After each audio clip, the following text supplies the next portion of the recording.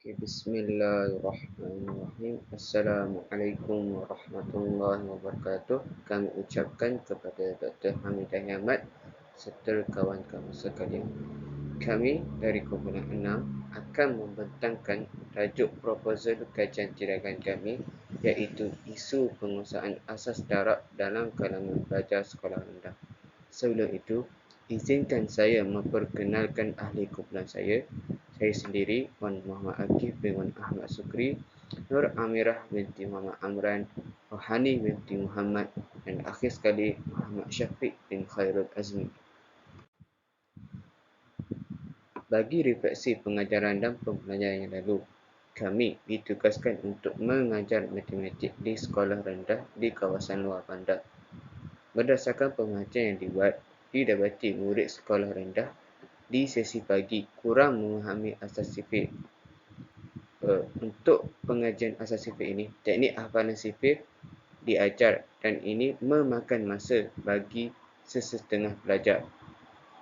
Kami mendapati ada dua masalah yang timbul dari teknik hafalan sifir ini, iaitu yang pertama, sesetengah pelajar yang dapat menghafal dengan laju namun tidak faham sepenuhnya konsep sifir itu sendiri. Yang kedua, ada yang lambat menghafal dan ini menyebabkan dia kurang berminat untuk terus menghafal konsep sifir dan menyebabkan dia terus tidak hafal sifir itu sendiri. Dan perkara ini juga sama berlaku kepada pelajar sesi petang di sekolah tersebut. Okey, kurang asas sifir menyebabkan mereka kurang memahami bab-bab matematik yang lain. Okey, untuk kajian tindakan ini, fokus kajian kami ialah untuk meningkatkan pengetahuan dan penguasaan kemahiran sifir pelajar. Yang kedua, kami ingin memperkenalkan teknik baru dalam memahami asas sifir. Yang terakhir sekali, kami ingin membantu pelajar supaya dapat menjawab soalan berkaitan dengan sifir dengan lebih cepat. Assalamualaikum warahmatullahi wabarakatuh. Saya Muhammad Syafiq bin Khairul Azmi dengan nombor matriks P123017. Okey, saya akan menerangkan bahagian objektif kajian tindakan ini dalam pembentangan ini. Yang pertama sekali mengenal pasti tahap kemahiran penguasaan fakta asas darab pelajar. Yang kedua, membezakan keberkesanan kaedah petak sifir dengan kaedah tradisional dalam kemahiran penyelesaian masalah kira darab dan bahagi murid. Yang terakhir sekali, mengukur keberkesanan kaedah petak sifir dalam penyelesaian masalah kira darab dan bahagi pelajar. Seterusnya, untuk bahagian sasaran ataupun subjek kajian iaitu dikenali sebagai sasaran populasi sampel kajian.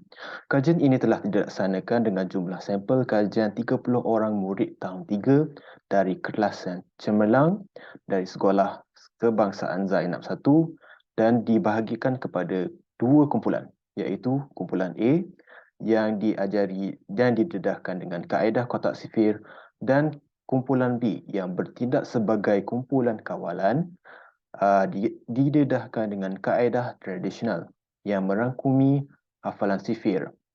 Okey, sebelum pengajaran ini dilaksanakan, ujian pra dilakukan untuk mengukur tahap ilmu sedia ada dalam murid-murid. Selepas ujian pra itu dilaksanakan, maka bolehlah kajian ini dilaksanakan selama sebulan. Pengajaran terhadap dua kumpulan ini dilaksanakan dalam sebulan. Untuk fasa masa, kumpulan pertama dilaksanakan pada waktu 7.45 pagi kepada 9 suku pagi. Untuk kumpulan B, dilaksanakan selepas rehat iaitu 10.15 pagi kepada 11.30 pagi. Okey, selepas sebulan pengajaran kaedah kedua-dua tersebut, kumpulan tersebut, maka ujian pasca ujian dilaksanakan untuk mendapatkan markah tersebut. Justeru perbandingan markah dilaksanakan untuk mengukur sejauh mana keberkesanan kaedah tersebut terhadap murid-murid. Okey, terima kasih. Assalamualaikum warahmatullahi wabarakatuh. Nama saya Rohani binti Muhammad, nombor matrik P122537. Saya ialah pembentang yang ketiga yang akan membentangkan tajuk nombor 5, iaitu cadangan tinjauan awal dan penilaian. Terdapat 3 aspek yang merakumi cadangan tinjauan awal dan penilaian, iaitu yang pertama, instrumen pengutipan data, yang kedua, tata cara pengutipan data, dan juga yang ketiga ialah tata cara analisis data. Terlebih dahulu, pengkaji membuat pemerhatian dengan melakukan ujian melafaz sifir. Didapati majoriti murid-murid lemah dalam penguasaan sifir 2 sehingga sifir 9. Jadi, bagi menjayakan kajian ini, pengkaji telah memutuskan untuk menggunakan kaedah petak sifir, ujian pra dan ujian pos bagi mengetahui dengan lebih terperinci tentang penguasaan sifir dalam kalangan murid-murid. Soalan-soalan yang dibina dalam ujian ini juga berdasarkan rujukan daripada buku-buku latihan KSSR dan Sukatan Pelajaran Matematik KSSR tahun 3. Semua soalan yang dibina adalah untuk menguji kebolehan pelajar mengisi petak sifir kosong dan mengaplikasikan petak sifir itu untuk menyelesaikan soalan operasi darab mengikut teknik yang diajar oleh pengkaji. Ujian yang dianjurkan adalah berdasarkan buku teks KSSR tahun 3 yang disahkan penggunaannya oleh Pusat Perkembangan Kurikulum Kementerian Pendidikan Malaysia. Ujian ini mengikut kaedah masing-masing, iaitu kaedah tradisional dan juga kaedah petak sifir. Ujian ini juga mempunyai 2 sesi, iaitu sesi pertama ialah ujian pos dan sesi kedua adalah ujian pra. Pada awalnya, pengkaji melaksanakan ujian pra buat kedua-dua kumpulan A, iaitu kumpulan kaedah petak sifir, dan kumpulan B, iaitu kumpulan kaedah tradisional. Markah untuk ujian pra dicatat untuk dianalisis selepas sebulan menjalani proses pengajaran dan pembelajaran. Sebulan kemudian, kumpulan-kumpulan tersebut diberikan ujian yang dinamakan ujian pos dan markah untuk ujian juga dicatat. Markah diberikan dalam bentuk peratusan. Pada ketika ini, pengkaji dapat membuat penilaian berdasarkan markah ujian pra dan pos tersebut. Okey, yang keenam ialah tindakan yang dicadangkan. Ada 2 tindakan yang dicadangkan, iaitu kaedah petak sifir dan juga kaedah tradisional. Murid dibahagikan kepada 2 kumpulan di mana waktu pembelajaran bagi kumpulan A ialah berbeza dengan waktu pembelajaran bagi kumpulan B. Kumpulan A diajar kaedah petak sifir manakala kumpulan B diajar kaedah tradisional. Kaedah petak sifir ialah kaedah yang diperkenalkan oleh guru-guru kepada murid-murid. Terdapat 7 step dalam penyediaan kaedah petak sifir. Yang seterusnya ialah kaedah tradisional. Pengkaji merumuskan bahawa kumpulan B bertindak sebagai kumpulan kawalan yang menggunakan kaedah tradisional bagi menguasai sifir 1 hingga sifir 9. Antara kaedah yang digunakan oleh kumpulan kawalan ialah kaedah hafalan, kaedah penyoalan, kaedah menggunakan jari. Hai, Assalamualaikum. Nama saya Nur Amira binti Muhammad Amran akan meneruskan pembentangan dengan jadual pelaksanaan kajian. Kajian tindakan ini akan berlangsung selama sebulan. Pada minggu pertama, murid akan dikenalkan dengan kotak sifir dan dalam proses ini, kos hanyalah kosong dan dalam tindakan ini hanya guru yang terlibat dan bahan yang digunakan hanyalah kotak sifir sahaja.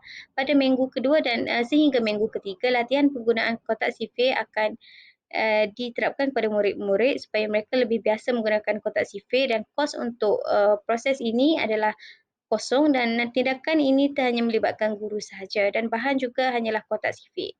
Pada minggu keempat, murid akan dinilai dengan ujian penggunaan kotak sifir dan kos bagi aktiviti ini adalah RM30 bagi membiayai kertas soalan untuk ujian. Dan yang terlibat dalam tindakan ini adalah panitia dan bahan yang digunakan adalah kertas ujian sahaja. Dan langkah terakhir dalam kajian tindakan ini adalah soal selidik ataupun maklum balas daripada guru dan murid-murid sendiri oleh panitia. Seterusnya adalah tata cara pengutipan data. Untuk pengutipan data, ujian pra dan ujian pos dijalankan untuk mengutip data daripada kedua-dua kumpulan tersebut. Markah untuk ujian pra akan dicatat untuk dianalisis selepas sebulan menjalani proses pengajaran dan pembelajaran. Sebulan kemudian, kumpulan-kumpulan tersebut akan dinilai sekali lagi dengan ujian pos dan markah untuk ujian tersebut juga akan dicatat. Data yang diperoleh daripada ujian pra dan ujian pos akan dianalisis menggunakan kaedah kuantitatif. Melalui kaedah ini, min akan diambil daripada markah ujian pra dan pos untuk dibuat penilaian. Ini adalah formula untuk mengira min bagi markah tersebut. Ini merupakan Gantt chart bagi kajian tindakan ini. Kajian tindakan ini akan bermula pada bulan Julai sehingga Oktober. Aktiviti pada bulan Julai, aktiviti pertama iaitu mengenal pasti masalah dan pengumpulan data akan berlangsung pada 2 minggu pertama di bulan Julai dan seterusnya diteruskan dengan merancang tindakan pada 2 minggu terakhir bulan Julai dan seterusnya berlangsung penyediaan proposal kajian selama 2 minggu lebih pada awal Ogos.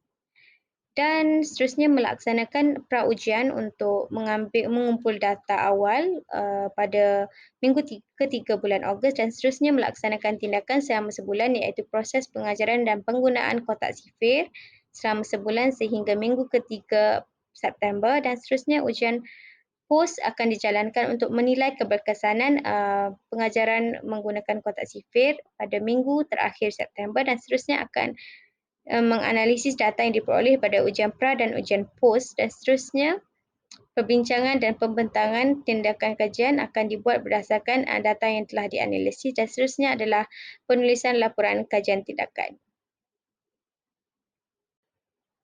Sekian sahaja daripada kumpulan kami. Sekian, terima kasih.